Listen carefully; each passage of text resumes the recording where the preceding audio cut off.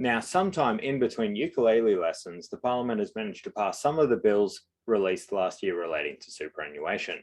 But before I get started, please note that these will not come into play until 1st of July at the earliest, and we won't have firm dates until the bills receive Royal Assent.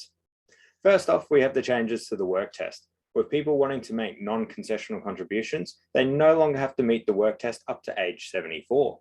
However, if you are aged over 67 and want to claim that contribution for tax purposes, you will still be required to meet the work test.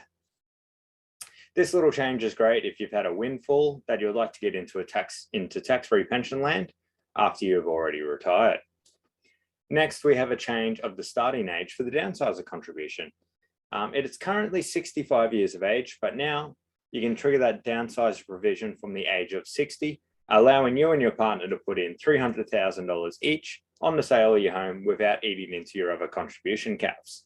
See the link in the comments below to read more about the rules around that. On the opposite end of the spectrum, we have changes to the First Home Super Saver scheme. Currently, the maximum benefit cap is $30,000, but that is getting increased up to $50,000 because, let's face it, $30,000 isn't going to get you a house deposit. However, please note that the $15,000 per year contribution cap remains in place.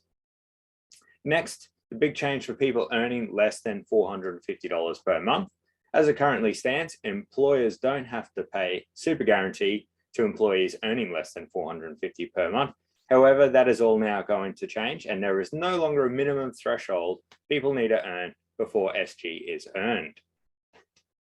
Also on 1 July, we'll see the super guarantee contribution rate move up from 10% to 10.5% as it moves up its way to the 12.5. Now, just be aware though, if you're on a total benefit package, this could mean that your take-home pay is actually going to reduce if you also don't get a pay rise on 1 July. When COVID hit back in March 2020, I know it seems such a long time ago, and I hardly remember the freedoms that came with it. The government reduced the mandatory pension rates by 50%. This is now set to return back to normal on 1 July unless a new bill is enacted between now and then, which is highly unlikely. The pension loan scheme, which is where the government will let you reverse mortgage your house for some extra age pension, has had a name change and is now called the Home Equity Access Scheme.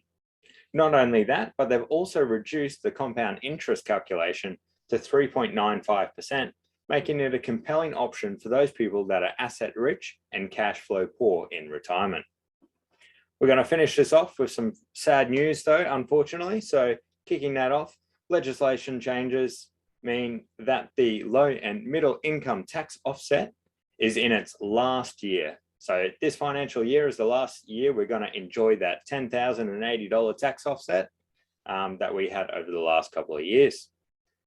And from October 1, 2022, any new income protection policies will no longer be guaranteed renewable. Instead, the policy will be reviewed every 5 years based on occupation and earnings. I'll include a written version in the comments below, but for now, let's enjoy some April Sun by Scotty from Marketing. Me to the April sun in Cuba. Oh, take me to the April sun in Cuba. I can't remember the words. Oh, come on, Jed, get into it.